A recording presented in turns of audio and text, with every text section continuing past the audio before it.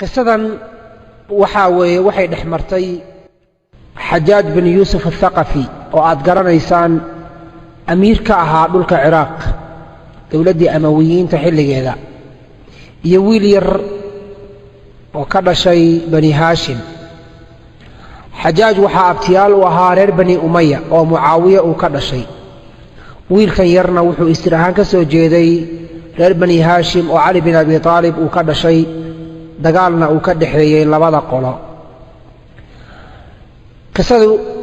waxay ku bilaabanaysaa Xajaaj bin Yuusuf al-Thaqafi. Xajaaj bin Yuusuf al-Thaqafi ayaa maalin maalmaha ka mid ah waxa uu aaday inuu soo ugaarsado. waxa uu baxay ugaarsi. Xajaaj bin Yuusuf al-Thaqafi waxaan niri waxa uu baxay ugaarsi si uu u soo ugaarsado ugaar. ninkii Xajaaj ahaa markii uu bannaankii magaaladii ka tegay buu wuxuu arkay wiil yar oo gacanta ku haya 9 ay xarga ay ku xiran yihiin. 9 ay xarga ay ku xiran yihiin ayuu gacanta ku hayay wiilkii yaraa.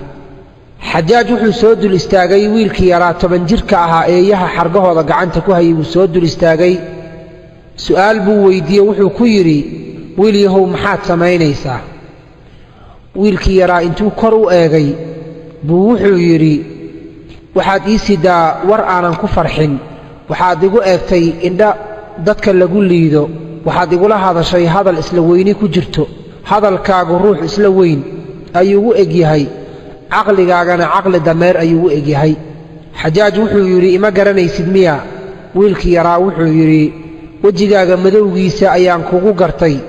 markaad hadal igu bilowday adigoon i salaamin. Xajaaj wuxuu yidhi, war hooge, soo ma ogid inaan Xajaaj ahay? wiilkii yaraa wuxuu yidhi,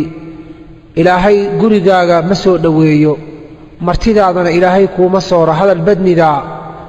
badnidaa oo karaamo darnidaa. Xajaaj hadalkii intuusan dhammayn wiilkii yaraa uu kortaagnaa isagoo dultaaganoo hadalkiina uu dhex socdo unbaa askartii waardiyeynaysa Xajaaj bin Yuusuf al-Thaqafi soo kala carartay. waxay yidhaahdeen, taliye, hadal waan ku maqlaynaaye na amar waan samaynaynaaye. Xajaaj wuxuu yidhi, wiilkan yar ii qaada. hadalkiisii aad buu ii xanuunjiyey. ii kaxeeya qasrigayga meel ka mida iigu xidha. wiilkii yaraa bay kaxeeyeen, qasrigii bay meel ka mida ku xidheen. Xajaaj wuxuu iska soo dhammaystay ugaarsigii. waxa uu ku soo laabtay qasrigiisii. markii uu kursigii fadhiistay buu wuxuu ku yidhi, ii soo saara wiilkii yaraa. wiilkii baa waxaa la keenay qasrigii Xajaaj uu ka talinayey ee ay fadhiyeen wasiiradii iyo ciidamadii kuwii ugu sarsareeyey. wiilkii yaraa markuu meeshii soo istaagay wuxuu yidhi, assalaamu calaykum. salaantii wax ka celiya ayuu waayey oo ka radiya. markaasuu dhinacyaha intuu eegay buu wuxuu ku jawaabay hadalladan soo socda: أتبنون بكل ريع آية تعبثون وتتخذون مصانع لعلكم تخلدون وإذا بطشتم جبارين. 3 aayadood buu ku dul akhriyey. wuxuu yidhi, meel walba waxaad ka dhisaysaan calaamad oo guriga Xajaaj uu degan yahay quruxdiisii iyo sida uu muraayadaha u yahay ayuu la yaabay. markaasuu wuxuu yidhi, watattakhiduuna masaanica, warshada ayaad dhisanaysaan lacallakum takhluduun, sida inaad adduunka ku waaraysaan. waidaa badashtum, haddaad ruux qabataan aad rabtaan inaad xukuntaanna, badashtum jabbaariin, dad madax adag oo xadgudbay idinkoo ah ayaad dadku qabanaysaan. Xajaaj sidaa ayuu kursi ugu jiifa gadaalgadaal wuu soo fadhiistay. dadkii meesha joogay ilmo dhowrahoo ka mid ah ayaa wiilkii yaraa waxay ku yidhaahdeen, wax adaba ma lihid. amiirka markaad u soo gelaysay salaan u qalanta ma aadan salaamin. soo ma ogid inaad amiirka Ciraaq gurigiisa ku jirto maad si fiican u salaantid? wiilkii yaraa wuxuu yidhi, waxaad tihiin digada dameerka. in aan salaanta noocaasi ku salaamo Xajaaj waxaa ii diiday, waan daalay buu yidhi. waddo dheer bay isoo mariyeen, jaranjarooyin dheerna way soo saareen markaan gurigan qasrigan soo gelayay salaanta aad doonaysaan quruxda badan inaan ku salaamo xajaajna waxaan ku salaamayaa amiirulmu'miniin iyo asxaabtiisa ayaan ku salaamayaa oo wuxuu ula jeedaa cali bin abi aalib iyo asxaabtiisii ayuu ula jeeday xajaaj wuxuu yidhi wiilkiibuu su'aal weydiiyey wuxuu yidhi maanta waxaa timid buu yidhi wiil yahow ajashaadii geeridaadii baa soo dhowaatay rajadii noloshii adduunyada aad ku lahayd inaad sii noolaato wiil da'yar baa tahayna way baaba'day wiilkii yaraa wuxuu yidhi xajaajow ajashayda hadday gacantaada ku jirto hadalkaaga ima dhibayo wax yar iyo wax badan waxaad igu tidhaahdaba ma dhibsanayo wiilashii meesha fadhiya qaarkood baa waxay yidhaahdeen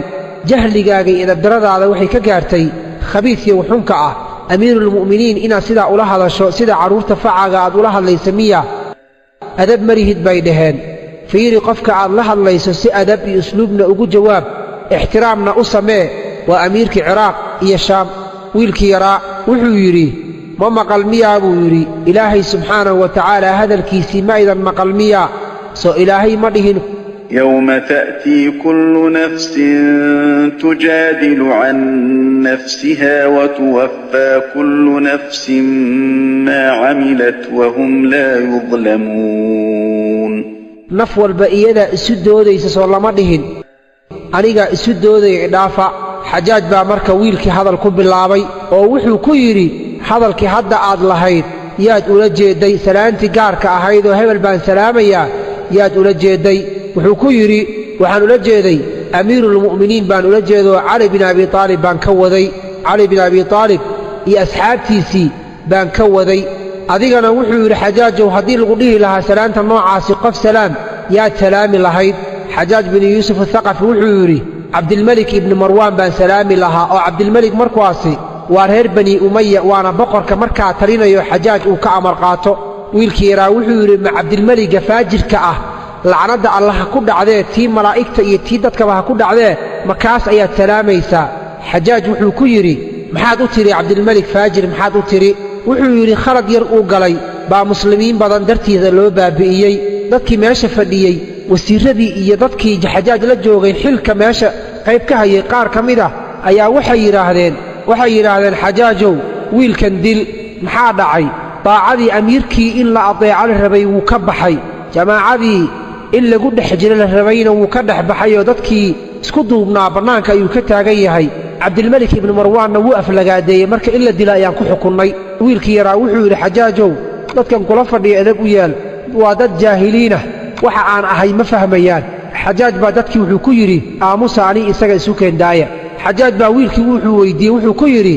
ma garanaysaa walaalkay xajaaj waxaa walaal la ahaa nin sidiisoo kale u dhib badanoo yaman mas-uul ka ah marka wuxuu yidhi ma garanaysaa walaalkay wiilkii yaraa wuxuu yidhi haa walaalkaa waa fircown markuu nebi muuse u yimid iyo haaruunoo wada socdo si carshigii uu ugu fadhiyey isagas ay uga qaadaan dadkii la fadhiyey buu la tashaday adigana fircoon baa walaal kula ahoo kuwan kula fadhiya ayaad la tashanaysaa xajaaj wuxuu yidhi qoorta ka gooya marba haddii fircoon la sheegayba wuxuu yidhi qoorta ka gooya ruqaashi nin la yidhaahdo waa xajaaj ka agdhow wasiirrada ugu dhowdhow ah baa intuu xoogaa wiilka yaraa u naxay buu is yidhi wiilkan yar haddii qoorta laga gooyo da'dan yar waa ilmo yare bal badbaadi markaasuu wuxuu yidhi amiirulmu'miniinoo xajaajow ilaahay ha kuu gargaaree inaadan wiilka dilin isku day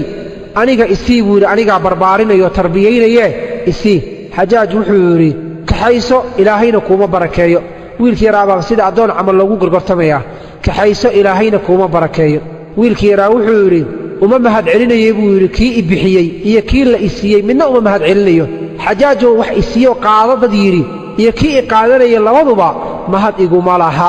ruqaashigii wiilkii yaraa u turayo inuu kaxaysta rabay baa wuxuu yidhi waryaa sideed u hadlaysaa inaan geeri kaa badbaadiyo ayaan doonayey adigana hadalkan miyaad igula hadlaysaa intuu yidhi buu xajaaj eegay buu yidhi amiirow ma doonaya inaan kaxaystee waxaa doonta ku samee xajaaj marka wuxuu yidhi wiil yahow dhegayso waddankeed ka timid wiilkii yaraa wuxuu yidhi masar baan ka imid xajaaj wuxuu yidhi magaaladii faasiqiintii baad ka timid miyaa dhul faasiqiin baad ka timid wiilkii wuxuu yidhi maxaad ugu magacowda magaalada faasiqiinta xajaaj wuxuu yidhi biyaheedana waxaa lagu cabaa weelal dahaba dumarkeeduna magaalada aad ka timid waa dumar heesaha ciyaaro oo meelaha ku boodboodo naylka webiga nayl ee dhexmarana waa webi cajiib ahoo dadku ay la yaabaan ehelka degan masarna cajam ma aha carabna ma aha wiilkii yaraa wuxuu yidhi haddaba anigu magaaladaa kama iman la soco xajaaj wuxuu yidhi xaggeed ka timid wiilkii wuxuu yidhi ahlu khuraasaan baan ahay dhulkii muslim iyo bukhaari ay ka soo baxeenoo iiraan iyo afghanistaan dhulkaa ayuu sheegtay xajaaj wuxuu yidhi min sharri makaan meel lala yaabo shar badan baad ka timid diinkuna ku yar yahay wiilku wuxuu yidhi maxaa sidaa u tiri xajaaj wuxuu yidhi waa dad cajam ah oo aan carab ahayn oo cajam ah weeye waa sidii xoolaha ariga iyo lo'da iyo geeloo kale weeye hadalkooda wuu culus yaho lama karo midkooda qaniga oo hantida lehna waa bakhayl wiilku wuxuu yidhi haddaba anigu magaaladaa kama iman xajaaj wuxuu yidhi xaggeed ka timid wiilkii wuxuu yidhi dhulka shaam ayaan ka imid xajaaj wuxuu yidhi waxaad ka timid dhul fiican le'anna dhulkaa isaga uu dhul fiican ku tilmaamay waa dhulkii mucaawiya looga gargaaro markuu cal la dagaalamayey wuxuu yidhi waxaad ka timid dhul fiican laakiin meelaan ka nibcahay aniga ma jirto waa meel dadka ka yimaada jidhkoodu uu adag yahay wiilku wuxuu yidhi haddaba anigu meesha kama iman xajaaj wuxuu yidhi xaggeed ka timid wiilkii wuxuu yidhi yaman baan ka imid xajaaj wuxuu yidhi waxaad ka timid magaalo dadkeeda aysan kasaynin haddii ixsaan loo sameeyo waa mahadsan tahay waa walaalkiisa ayaa ka taliya wiilkii yaraa wuxuu yidhi maxaa sidaa u tiri xajaaj wuxuu yidhi codkoodii wuxuu yidhi wuu mac yahay hadalkooduna wuu jilicsan yahay midkooda caqliga badanna wuxuu isticmaalaa miyuusiga iyo heesaha kan jaahilkana khamriga ayuu cabbaa wiilkii yaraa wuxuu yidhi aniga ka mid ma ahi haddaba kuwa xagga kama dhalan xajaaj wuxuu yidhi xaggeed ka timid wiilku wuxuu yidhi reer maka ayaan ahay xajaaj wuxuu yidhi waxaad ka timid kuwa shar badan oo jaahiliin ah caqligoodu yar yahay dhul ay ku nool yihiin baad ka timid wiilkii yaraa wuxuu yidhi maxaad sidaa u tiri xajaaj wuxuu yidhi waa qolo ilaahay uu nebi wanaagsan ka soo dhex saaray nebigii bay beeniyeen wayna eryeen qolo ayaa ilaahay ku badbaadiyey oo ilaahay uu ku soo dhoweeyey nebiga isaga ah jeclaaday karaameeyey wiilkii yaraa wuxuu yidhi haddaba anigu meesha kama iman xajaaj wuxuu yidhi jawaabahaagu waa igu bateen qalbigayga wuxuu ii sheegayaa inaan ku dilo wiil yahow inaan ku dilo wiilkii yaraa wuxuu yidhi geeridayda hadday gacantaada ku jirto adigaa ma ku caabudi lahaa ee xajaaja waxaad ogaataa aniga inaan ka imid magaaladii rasuulka inaan ka imid ogsoonow madiinatulmunawara inaan ka imid xajaaj wuxuu yidhi magaalo wanaagsan baad ka timid dadka deggan waa ahlu iimaan waa dad wanaagga jecel ee qabiilkeed ka dhalatay qabiilka aad ka dhalatay ii sheeg xajaaj wiilkii yaraa wuxuu yidhi waxaan ka dhashay reer la yidhaahdo bani khaalib ayaan ka dhashay oo isir ahaanna uu ka dhashay cali bin abi taalib nasab walboo adduunkan ku abtirsada qolana wuu baabba'aa nasabkanagii mooye haddaan annaga nahay reerka nebiga ma baabba'ayno ilaa maalinka qiyaamo waan jiraynaa xajaaj intuu carooday aad u carooday buu yidhi wiilkan madaxa ka gooya dadkii meesha fadhiyey baa waxay yidhaahdeen xajaajo waa wiil yara in la dila ma mudnee maad iska daysid xoogaha iyaguna caatifadan oo dhinacan rasuulka iyo familkiisi way qaaday xajaajna way ka baqayaan xajaaj wuxuu yidhi maya khasab waxaa ah in la dilo wiilkan xitaa hadduu samada ka dhawaaqo ruux dhawaaqaya uu yidhaahdo yaan la dilin oo wuxuu ula jeedaa malag xataa hadduu ilaahay soo diray yidhahdo wiilka yaan la dilin wiilka in la dilo waa qasab wiilkii yaraa wuxuu yidhi nebi ma tihide yaa samada kaaga dhawaaqayo xajaaj wuxuu yidhi oo inaan ku dilo hadda yaa iga kaa hortaagan ayuu xajaaj wiilka weyddiiyey wiilkii yaraa wuxuu yidhi waxaana kala taagan inaad i disho ee ruuxa qalbiga iyo ruuxa kala dhexgala waa ilaahay buu ula jeedaa allaha kala dhexgala ruuxa iyo qalbigiisa ayaa aniga iyo adigana inaad i disho iga kaa celinayo xajaaj wuxuu yidhi ilaahayga aad sheegayso isaga ayaa igu kaalmaynaya aniga inaan ku dilo adiga wiilkii yaraa wuxuu yidhi maya ilaahay kuguma kaalmaynayee shayddaankaaga ayaa kugu kaalmaynaya inaad adiga i disho ee ilaahay baan ka magan galay adiga iyo shayddaankaagaba xajaaj wuxuu yidhi wiilyow waxaan ku arkaa jawaabtaadu inay fara badan taho aad iigu jawaabayso ee wuxuu yidhi waxaad ii sheegtaa ruuxa wuxuu alle ugu dhowaan kara ma ii sheegi kartaa wiilkii yaraa wuxuu yidhi haa ilaahay waxaa loogu dhowaadaa soonka iyo salaadda sakada iyo xajka ayaa ilaahay loogu dhowaadaa xajaaj wuxuu yidhi aniga ilaahay waxaan ugu dhowaanayaa dhiiggaaga sababtoo ah waxaad i tidhi waxaan ahay ilmihii xasan iyo xuseen faracoodii baan ahay soo ima aad dhihin haa inaan aniga ku dilo baan ilaahay ugu dhowaanayaa oo xasan iyo xuseen iyo faracaasi ayuu aad u nabcaa xajaaj bin yuusuf athaqafi wiilkii yaraa wuxuu yidhi isagoon cabsi iyo argagax midna ku jirin aniga waxaan ahay buu yidhi owlaaddii rasuulka ayaan ahay sala allahu calayh wasalama ajashayda iyo geeridayda hadday gacantaada ku jirto shayddaankaagii ayaa yimid buu yidhi si uu aakhiradaada u fasahaadiyo ayuuna kugu yimid oo inuu aakhiro kaa fasahaadiyo ayuu doonayaa wiilkii yaraabaa ku jawaabay oo xajaaj baa wuxuu ku jawaabay wuxuu yidhi ma waxaad leedahay owlaaddii rasuulka ayaan ahay oo geerina waad necabta waad ka baqaysaa miya wiilkii wuxuu yidhi mayo ilaahay sooma dhihin walaa tulquu biaydiikum ila tahluka gacmihiinna halaagka isku gelinina ilaahay sooma dhihin xajaaj wuxuu yidhi yaa ku dhala wiil yahow ii sheeg wuxuu u raadinayaa hadallo inuu wiilka wax un ku daayo markaasuu wuxuu yidhi yaa ku dhala wiil yahow wiilkii yaraa wuxuu ku jawaabay hooyo iyo aabbo ayaa i dhalay hooyo iyo aabbo unbaa i dhalay xajaaj wuxuu ku yidhi xaggeed ka timid wiilkii yaraa wuxuu yidhi dhulkan ballaaranoo ilaahay abuuray meel ka mid ah ayaan ka imid xajaaj wuxuu yidhi waxaad ii sheegtaa wiil yahow carab yaa u karaamo badan carabta reerka ugu deeqsinimo badan ee wax bixinta badan yaa weeye wiilkii yaraa wuxuu yidhi banuu tayi qabiil la yidhaahdo ayaa carab ugu deeqsinimo badan xajaaj wuxuu yidhi maxay deeqsinimadaa banuu tayi iyo karaamadaa ku gaareen wiilkii yaraa wuxuu yidhi waxaa ka dhashay xaatimul asam ninka la yidhaahdo ayaa ka dhashay xajaaj wuxuu yidhi carab yaa u sharaf badan haddaba qabaa'ilkii buu soo tirinayaa carab yaa u sharaf badan wiilkii yaraa wuxuu yidhi banuu mudar baa u sharaf badan qabiilka banuu mudar la yidhaahdo ayaa u sharaf badan xajaaj wuxuu yidhi maxay sharafta ku gaareen wiilkii yaraa wuxuu yidhi nebi moxamed sala allahu calayh wasalama ayaa ka dhashay qabiilkaa isaga ah xajaaj wuxuu yidhi carab yaa u geesinimo badan qabiilka carab ugu geesinimo badan ii sheeg wiilkii yaraa wuxuu yidhi banuu haashim baa u geesinimo badan waa jilibkii nebiga uu ka dhashay sababtoo wuxuu yidhi banuu haashim geesinimo waxay ku gaareen cali bin abi aalib baa ka dhashay xajaaj wuxuu yidhi carab yaa u nijaasaysan qabiil ahaan qabiilka ugu nijaasaysan uguna bakhaylsan uguna khayr daran waa qabiilkee wiilkii yaraa wuxuu yidhi banuu haqiif qabiilka yidhaha reer bani haqiif ayaa ugu nijaasaysan oo ugu bakhaylsan ugu khayr daran sababtoo ah adigan xajaaj ayaa ka dhashay buu yidhi xadiidka nebigana wuxuu noo tilmaamay reer banuu haqiif waxaa ka soo bixi doona namruud baa ka soo bixi doona iyo beenaalayaal beenaaluhuna musaylime ayuu ahaa oo nebinimo sheegtay nabruudkuna waa adiga uu yidhi oo dadka iska baabi'inaya xaqooda iyo dhiiggooda iska baabi'inayo xajaaj intuu caroodo aad u xanaaqay buu wuxuu yidhi madaxa ka gooya dadkii meesha fadhiya waxay yidhaahdeen wiilku wuu yaryahee iska daa xajaaj intuu caradii xoogaa isu yara dejiyey ayuu wuxuu ku yidhi geelaagii geesaha lahaa xaggeed kaga soo tagtay geelii geesaha lahaa ee aad raacaysa wiilyow xaggeed kaga soo tagtay wiilkii yaraa wuxuu yidhi waxaan kaga soo tagay buu yidhi geelii geesaha lahaa waxaan kaga soo tegey isagoo daaqaya geedka la yidhahdo suwaan caleemihiisa waa geedan caleemo dhallo qodxo keliya leh ayuu u tilmaamaya wuxuu leeyahay geedka suwaan caleemihiisa isagoo daaqaya ayaan ka soo tegey xajaaj intuu qayliyeybu wuxuu yidhi waryaa waxyahu caqliga aan lahayn maskaxdiisuna ay maqan tahay geedka suwaan miyaa caleemo leh geedka suwaan miyaa caleemo leh wiilkii yaraa wuxuu yidhi xaggeed ku aragtay geel geesa le adna waa adiga i weyddiinaya geelaayo geesaha lahaa xaggeed kaga soo tagtay geel geesa le xaggeed ku aragtay markaad geedka caleenta aan layn caleen u diidaysid xajaaj wuxuu yidhi wiil yahow qur-aanka ma xafiday wiil yahow qur-aanka ma xafiday wiilkii yaraa wuxuu yidhi qur-aanka miyaa iga cararaya markaan xafidayo ma isagaa iga baxsanayo markaan xafidayo xajaaj wuxuu yidhi qur-aanka ma kulmisay oo ma uruurisay wiilkii yaraa wuxuu yidhi markaan uruurinayo qur-aanka miyaa kala daadsanaa qur-aanka miyaa kala daadsanaa markaan uruurinayo xajaaj wuxuu yidhi ima fahmin su'aashayda miyaa wiilkii wuxuu ku yidhi waxaad i tidhaahdaa buu yidhi aad i weyddiisaa qur-aanka ma akhrisay mana fahantay idheh buu yidhi sidaa su'aasha ii weydii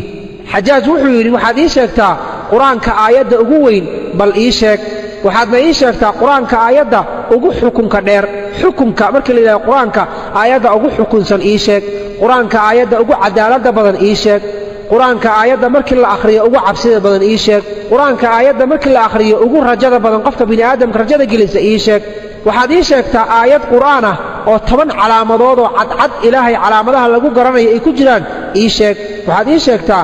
aayad ay ku jirto been ay sheegeen ilmo nebi uu dhalay iyo aayad ay ku jirto run ay sheegeen yahuudda iyo kirishtaanka iyo waxaad ii sheegtaa aayad ilaahay hadalkiisa uu ku jiro isaga uu isaga hadlay waxaad ii sheegtaa aayad malaa'igta hadalkeeda ay ku jirto waxaad ii sheegtaa aayad hadalka ahlu jannaha uu ku jiro waxaad ii sheegtaa aayad hadalka ahlu naarkana ay ku jiro waxaad ii sheegtaa aayad ibliis hadalkiisa lagu sheegay wiilkii yaraa wuxuu yidhi dhegayso wuxuu yidhi aayadda ugu weyn ee qur-aanka ku jirto waa aayatulkursi aayadda qur-aanka ugu xukunsanna aayadda quraanka marka la akhriyo ugu cadaalada badan waa oo cadaalada ay tilmaanto qof walba wuxuu la yimaado baa loo miisaya aayadda wuxuu yiri quraanka ugu cabsida badan waa aayadda ilaahay uu ku sheegay ayatamacu ma wuxuu rajaynayaa kullu mri'in qof walba oo idin kamida oo minhum gaala kamida an yudkhala jannata naciim qof walba gaal adduunka joogo ma inuu janno iska gala ayuu doonayaa ayada ayaa aayadda ugu damaca wanaagsan ah wuxuu yiri aayadda ugu rajada badan ruuxa markii uu rajo sheego rajo uu doonayana inuu akhriyo laga rabo waxay tahay aayadda ilaahay oo ah adoomadayda xadka gudbay waxaad u sheegtaa inaysan ka quusanin naxariistayda ilaahay dambiyada oo dhan wuu dhaafaa aayad ay ku jirto 10 calaamadood oo lagu garanayo calaamadaha ilaahay lagu garanayo ah waxa weeye buu yiri oo micnaheedu ay tahay samaawaadka 7 ah iyo 7 dhul waxa ku jirta iyo waqti habeenka isbedbedelkooda iyo maalinka aayada ilaahay lagu garanayo oo waxa uu sheegay 7 cir iyo hal dhul oo 8 ah iyo habeenkii iyo maalinkii 10 kaga dhigay ayaa lagu sheegay quraanka wuxuu yiri aayada ay ku jirto baan ilmo nabi ay sheegaan waa aayadii nabi ilaahi yuusuf walaalihiisii markii ay ceelka intay ku rideen aabahood aadeen ay u sheegeen inuu dhulwaa cunay waxay la yimaadeen qamiiskii nabi yuusuf dhiig beenaha ayagoo ku soo shubay waxay ahaayeen waa ilmihii nabi yuusuf la dhashay been bay sheegeen jannada ayayna galeen sidaa ayuu leeyahay aayadda ay yahuudda iyo kiristaanku runta ku sheegeenna waa aayadda ilaahay uu leeyahay kiristaanku waxay dhaheen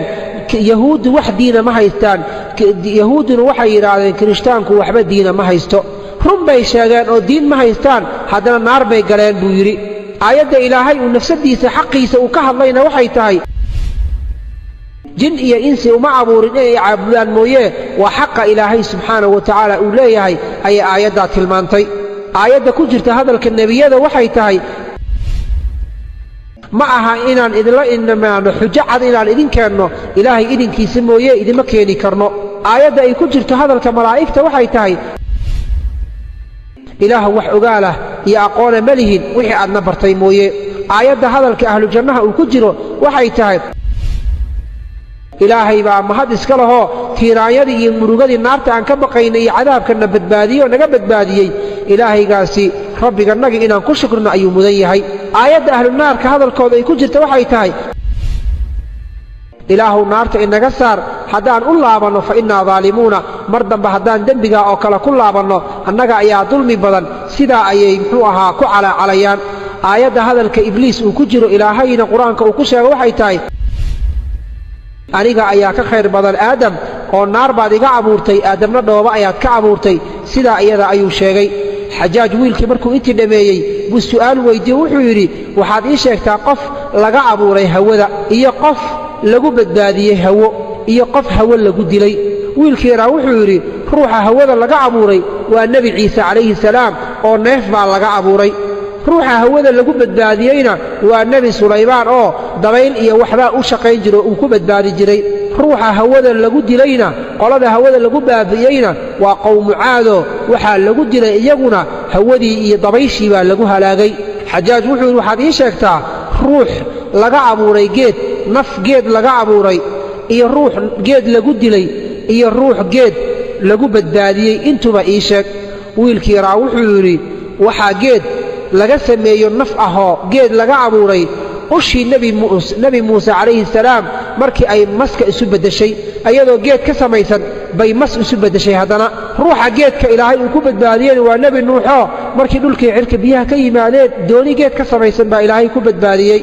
ruuxa geedka lagu dilayna waa nebi zakariya oo dadkiisu ay ku dileen xajaaj wuxuu yidhi waxaad ii sheegtaa ruux biyo laga abuuray ruux biyo lagu badbaadiyey dhexdooda iyo ruux biyo lagu halaagay wuxuu yidhi wiilkii yaraa waxaa biyo laga abuuray aadam calayhi salaam waxaa biyo lagu badbaadiyey nebi muuse oo baddi ka gudbay waxaa biyaha lagu dilayna fircawn iyo qowmkiisa xajaaj wuxuu yidhi waxaad ii sheegtaa wax naarta qof naarta laga abuuray iyo qof naar laga badbaadiyey wiilku wuxuu yidhi naar waxaa laga abuuray ibliis naarna waxaa laga badbaadiyey nebi ibraahim markii lagu riday godkii dabka ahaa xajaaj wuxuu yidhi marka wiilkii yaraa buu su'aal kale weydiiyo waxa uu yidhi waxaad ii sheegtaa buu yidhi webiyada jannada iyo tiradooda ii sheeg wiilkii yaraa wuxuu yidhi webiyada jannada mara aad bay u fara badan yihiin oo tiradooda ilaahay subxaanahu wa tacaala unbaa garan kara soo ilaahay ma dhihin jannada waxaa ku jiro webiyaal biyo aan isbeddelaynin webiyaal caana aan dhadhankoodu beddelmaynin iyo waxaa ku jiro webiyaal khamri oo qofka caba qolada cabta ay dhadhansanayso iyo webiyaal malab ahoo saafiyaal ah ayaa ku jira soo ilaahay subxaanahu wa tacaala ma uusan dhihin markaasuu wiilkii yaraa wuxuu yidhi dhammaantood buu yidhi webiyaasha aad arkayso hal meel bay ka soo wada burqadaan iyagoo caano iyo biyo iyo khamri iyo muxuu ahaa malab isla ah bay haddana hal meel ka soo burqadaan iskumana darsamaan buu yidhiyo biyihii iyo caanihii baa istaabta lama dhahayo wuxuu yidhi mid la mid ah webiyaasha iyadu sidaa ahna kuwa la mid ah adduunyada ayaa laga helaa oo madaxa bini'aadamka ayaa laga helaa buu yidhi wiilkii yaraa wuxuu yidhi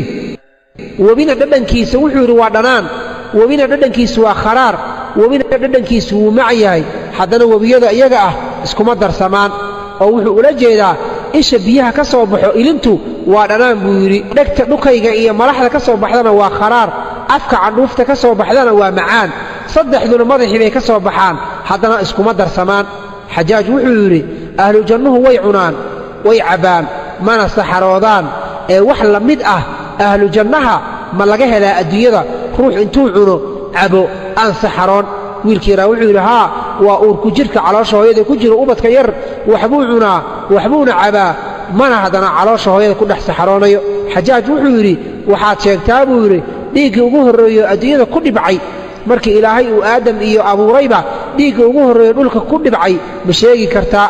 markaasuu wiilkii wuxuu yidhi haa waa dhiiggii xaawo ka yimid xaydka ahaa caadadii kaa ayaa ugu horreeyey wax dhiig ah oo dhulka ku dhibca xajaaj wuxuu yidhi waxaad ii sheegtaa caqliga bal wax iiga sheeg iimaankana wax iiga sheeg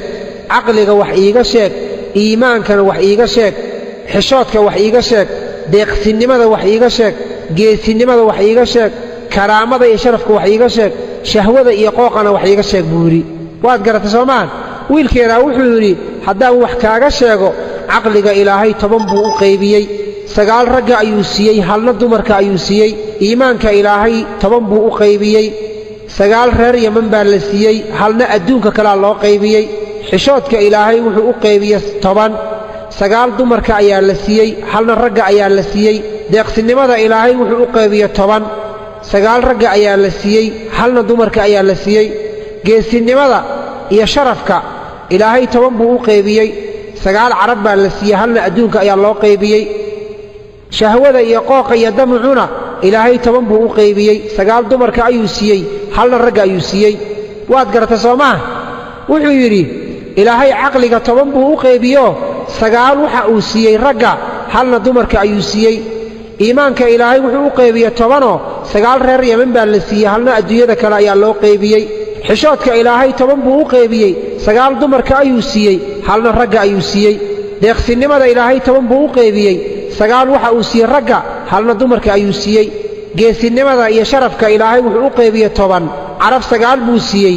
sharaf jaceylka iyo geesinimada carab 9 buu siiyey halna waxa uu siiyey adduunka inta ka soo hartay qooqa iyo waxdoonkuna damaca ilaahay 10 buu u qaybiyo 9na dumarka ayuu siiyey halna ragga ayuu siiyey xajaaj markaas wuxuu yidhi waxaad ii sheegtaa su'aal baan ku weydiinayaaye qofka muslimka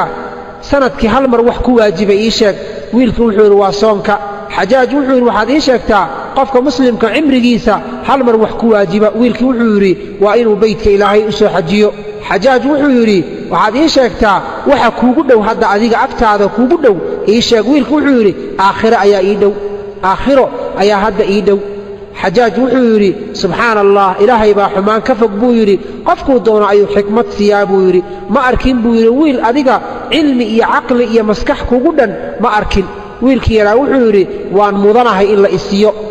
waan mudanahay inaan helo xajaaj wuxuu yidhi dadka yaa u xaqnimo badan inay khaliif noqdaan qofka inuu xukumo dad xukumo yaa u xaqnimo badanoo qofka inuu dadka hoggaamiyo wiilkii yaraa wuxuu yidhi kan dadka markay khaldamaan iska cafiyo wanaagna ugu beddela labada qofood ishaysatana cadaalad u sameeyo xajaaj wuxuu yidhi waxaad ii sheegtaa haweenka bal wax iiga sheeg haweenka bal wax iiga sheeg wiilkii yaraa wuxuu yidhi wiil yar baan ahoo 10 jir ah haweenna weli ma aanan guursan dumarna weli ma aanan shukaansan welina lama aanan seexan oo ma aanan jeclaan maxaad iga weydiinaysaa balse haddii aad jeceshahay waxa dadka ay ku sheekaystaan oon meelaha ka maqmaqlay baan wax kaaga sheegayaa markaasuu wuxuu yidhi xajaajow haddaad hesho gabarh 10 jir ah xuurulciin baad gacanta ku haysaa buu yidhi gabarh 10 jir haddaad hayso xuurulciin ayaad gacanta ku haysaa iyosan kaa fakan waad garata soomaan xuurulciin baad gacanta ku haysaa iyosan kaa fakan 20 jir haddaad heshana muraayad iyo wax dhaldhalaalaya qurux badanood fiiriso indhahaagu qabtaan waad haysataa 30 jir haddaad heshana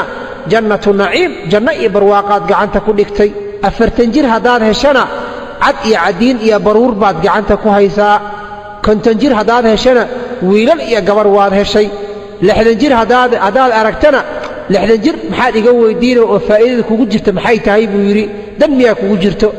70 jir iyo 80 jirna waa cajuuso gabowday isaga fogow ka carar 90 jirna waa shaydaane ka tag 100 jirna waa asxaabul jaxiime isaga carar xajaaj intuu qoslay qosol la dhacay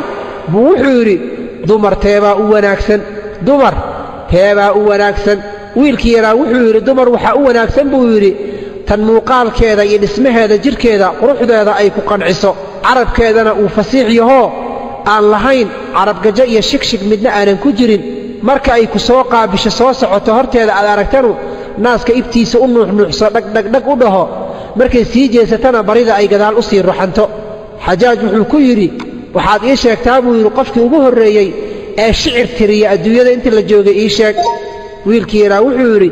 aadam calayhi salaam buu ahaa ruuxii ugu horreeyey ee shicir tiriyey wuxuuna tiriyey wiilkii qaabiil markii uu dilay walaalkii haabiil uu dilay ayuu nebi aadam isagoo baroor diiqanayo shicirkan tiriyey oo wuxuu yidhi bakat caynii ishaydii way ooysay waxuqa lahaa bukaahaa inay ooysana xaq bay u leedahay wadamcu lcayni isha ilinteeda munhamilun yasiixu way dareeraysaa wax dareeraya weeye famaa lii maxaa igu dhacoo laa ajuudu aanan ugu deeqaynin wiilkayga bisakbi damcin ilin inaan u qulquliyo wahaabiilu wiilkii haabiil ahaana tadammanahu dariixu dhulka hoostiisa iga maray ramaa qaabiilu qaabiil waxa uu riday uu ku tuuray dhagax ah haabiilan akhaahu walaalkiisii haabiil ahaa ayuu dhagax ku dilay waalxaddu fi اthara alwajhu الصabiixu wuxuu yidhi xadkuna sida muuqato wejhigii ifayey wuu aasmay tagayarat ilbilaadu ifkoo dhan wuu isbeddelay tagayarat ilbilaadu ifkoo dhan iyo adduunkoo dhan wuu isbeddelay waman calayhaa iyo wixii ku dul nool fa wajhu اlardi dhulka dushiisa muqbarun kashiixun waa ku isbeddelayoo midabkiisa doorsoomay tabaddala kullu dii طacmin wa lownin mid walboo dhadhan lahaa midab lahaa wuu isbeddelay lifaqdika weynta aan ku waayey yaa sabiixu yaa maliixu kii wanaagsanaa aan jeclaayow ayaa haabiilu haabiilow in taqtul haddaad dishay walaalkaa in tuqtal dheh haabiilow haddii lagu dilay fa innii calayka addahru mukta'ibun qariixu inta aan noolahay waan kuu tiiraanyoonayaa oo adiga ayaan kuu walwalayaa sidaa ayuu nebi aadam ku calaacalay fa anta xayaatu man fi اlardi jamiican inta dunida ku nool noloshooda waa adiga waqad faqaduuka yaa ruuxu wariixu kii carfayoo wanaagsanaayo way ku waayeen wa anta rajiixu qadrin yaa fasiixu waxaa tahay ruux la waayey oo loo baahnaa saliimun bal samiixun bal sabiixun waxaa tahay ruux magangelyo iyo badbaado ku jiray bal cafin badan baad ahayd bal ruux wanaagsan baad ahayd walasta mayitan ma tihid ruux geeriyooday bal anta xayun waad nooshahay buu yidhi wa qaabiilu shaqiyu doqonkii ku dilay gacanta kula tegey huwa ariixu kan dhintay maanta adduunyada waa isaga calayhi asakhtu min rabbi albaraayaa caradii ilaahay dushiisa ha ku dhacdo wa anta calayka tasliimun sariixun badbaado iyo nabadgelyo dushaada ha ahaato sidaa ayuu ku calaacalay nebi aadam wiilkiisa marka la dilay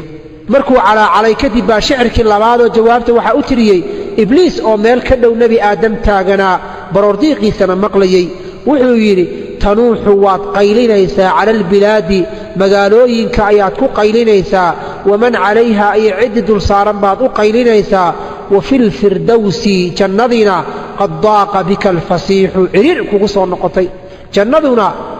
ciriri bay kugu soo noqoto adii ilmahaagoo janno ku jiro ayaad ku soo noolaan weysay wa kunta bihaa janno ayaad ku nooleed firdowso wasawjika iyo wiilkaaga iyo wasawjika xaaskaaga fii naciimin barwaaqo ayaad ku sugnaadeen min almawlaa allaha idin abuurta uu idin siiyey wa qalbuka mustariixun qalbigaagana wuxuu ahaa qalbi raaxaysanaya khadactuka aniga ayaa ku khayaamay fii dahaa'ii maskaxdaydii ayaan kugu khayaamay uma makrii dhagartayda beenta aheedun kugu dhaartay baan kugu khayaamay ilaa an faataka alcayshu arashiixu noloshii barwaaqada badneed ee jannada ilaa ay kaa soo gudubtay faqaala xajaaj wuxuu yidhi marka ii sheeg buu yidhi wiil yahow carab shicir ay tirisay midka ugu qiimaha badan ii sheeg wiilkii yaraa wuxuu yidhi shicirkii uu tiriyey xaatimu taa'i ayuu ahaa markii uu yidhi wa ukrimu dayfa waxaan karaamaynayaa martida xatman qasab iyo dirqin anigoo ay igu tahay xiina yatruqunii markuu ii soo garaaco albaabka qabla alciyaali intaanan carruurtayda siinin waxa ay u baahan yihiin calaa cusrin haddii faqri uu yahayo wa iisaarin iyo haddaan dhaqaalo haystaa intuba ilmahayga waxaan ka hormarinayaa martida albaabka ii soo garaacdo ninkii yidhi shicirkii uu tiriyey ayaa ugu qiimo badan shicir la tiriyo xajaaj wuxuu yidhi wiil yahow waad mahadsan tahay waadna wanaajisay cilmigaagii faraha badnaana waad nagu deeqday ee waxaa qasab ah annaguna inaan ku karaamayno waxaan ku siinayaa buu yidhi 1,000 diinaar waxaan ku siinayaa dhar qurxoon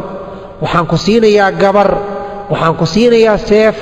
waxaan ku siinayaa faras xajaaj markaasuu si hoose intuu isula hadlay wuxuu yidhi wiilkan hadduu qaato faraska waan dilayaa maya hadduu faraska qaato wuu iga badbaaday inta kale laakiin hadduu qaato waan dilayaa sidaa ayuu xajaaj isu yidhi wiilkii buu arrintii u sheegay arrintii baa la keenay waxaa la keenay lacagtii 1,000 diinaar ahayd iyo maradii qurxooneyd iyo gabadhii iyo seeftii iyo faraskii baa la keenay markaasuu xajaaj wuxuu yidhi wiil yahow waxaa doonta ka dooqo wiilkii intuu islahaa keed qaadataa baa gabadhii addoontii ahaydoo wiilka la siinayo ku jirta wixii la qaybinayey baa intay wiilka u iljibisay bay waxay ku tidhi aniga i qaado waxaan odhan anaa kaaga fiican lacag maxay kuu taraysaa faras muxuu kuu tarayaa seef maxay tartaa mara qurxoon maxay sheegtaa aniga ayaa kaaga fiican aniga i qaado intay wiilka u yara iljibisay markaasuu wiilkii wuxuu yidhi dan kaamalihi buu yidhi dan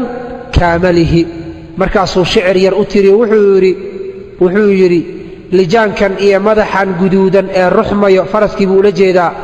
ayaan ka jeclahay waxa aad iigu iljibinayso inaan adiga ku qaato ah waxaan ka baqayaa buu yidhi haddaan firaashkii gogasha ku duldhacoon xanuunsado cilladii iyo jiradaydana ay dheeraato inaadan ila sii joogin waxaan ka baqayaa haddaan meel haadaan ka dhacno zamankuna uu i beddelo inaadan ii gargaarin jiis iyo wax haddaan noqdo inaadan ii gargaarin waxaan ka baqayaa haddaad lacagta yaroon haystood iga weyso in aad dadka lacagta lahoo cadowgayga ah iga raacdo gabadhii baa u jawaabtay waxay tidhi ilaahay baa xumaan ka fog bay tidhi waxaad i tidhaahdaa ayaan samaynayaa haddaad gacantayda bidixda goyso midigtaydana aad goyso sirta ninkayga qalbigayga ayaan ku qarinayaa waxaan ku qancayaa wixii yar uu ii keeno iyo wixii badanba haddaad ila noolaato dabcigayga waad garan doontaa waxaad ogaan doontaa ruux lala noolaada kan ugu khayr badan inaan aniga ahay ayaad ogaan doontaa waa garsooma xajaaj wuxuu yidhi marka gabadhii buu arko gabay tirinayso wiilka u iljibinayso hoogto ma xeshootid miyaa wiilka intaad u iljibisay baad weli shicir ugu jawaabaysaa miyaa wiilkii yaraabaa marka intuu hadlay wuxuu yidhi xajaajow waxaad ii keentay buu yidhi faras 1,000 diinaar mara qurxoon gabar seef haddaad khiyaar isiisood itiraada keed qaadan lahayd faraskaan qaadanayaa buu yidhi aniga haddaad khiyaar isiiso faraska ayaan qaadanayaa waa faraskii la yidhi hadduu qaato wuu ku badbaadayaa faraska ayaan qaadanayaa ayuu yidhi haddaad khiyaar isiiso adiga laakiin haddaad xalaal tahay oo dhiig xalaal iyo dhacaan xalaala aad ka dhalatay kulli baad isiinaysaa xajaaj wuxuu yidhi qaado ilaahay kuuma barakeeye qaado kulligooda ilaahay kuuma barakeeye wiilkii yaraa wuxuu yidhi waan kaa gadoomay buu yidhi adigana ilaahay wax ka dambeeya intaad isiisay kuma siiyo ani adigana mar dambe ilaahay nama kulmiyo wiilkii yaraa markii isku qaatay faraskii 1,000 diinaar maradii seeftii gabadhii markuu isku qaatay buu wuxuu yidhi xajaajow xaggeen ka baxaa xajaaj gurigiisa albaabo badan buu lahaa irdaha qaar markii laga baxo qofka madaxa laga gooyaa qaar qofka gacmaha laga gooyaa qaar qofka xabsi baa la dhigaa qaar qofka waa la karaameeyaa xaggeen ka baxaa buu yidhi xajaajow xajaaj wuxuu ku yidhi albaabkaas ka bax buu yidhi haddaad ka baxdo waad ku badbaadaysaaye dadkii meesha fadhiya waxay ku yidhaahdeen wiilkan sidan kula hadlay ad adeegan carabta aysan qabin kula hadlay hadalladan jawaabahan xunxunka ku siiyey albaabka uu ku badbaadi lahaa uu ka bixi lahaa maxaad ugu tilmaantay halla dilay maa albaabka lagu dili lahaa u tilmaantid xajaaj wuxuu yidhi hadduu iska bixi lahaa albaab xun ka bixi lahaa ma aanan celiyeen laakiin wuu ila tashaday buu yidhi xaggeen ka baxaa ayuu yidhi qofka haddii lala tashadana waa inuu aamin noqdaa qof lala tashaday waa qof la aaminay wiilkii yaraa wuxuu ka baxay albaabkii buu ka baxay isagoon waxba la gaarsiinin gabadhii faraskii kunkii diinaar maradii qurxooneed seeftii intiiba isla qaatay buu ka baxay ilaahayna uu ku badbaadiyey qisadeennii intaa ayay ku soo dhammaatay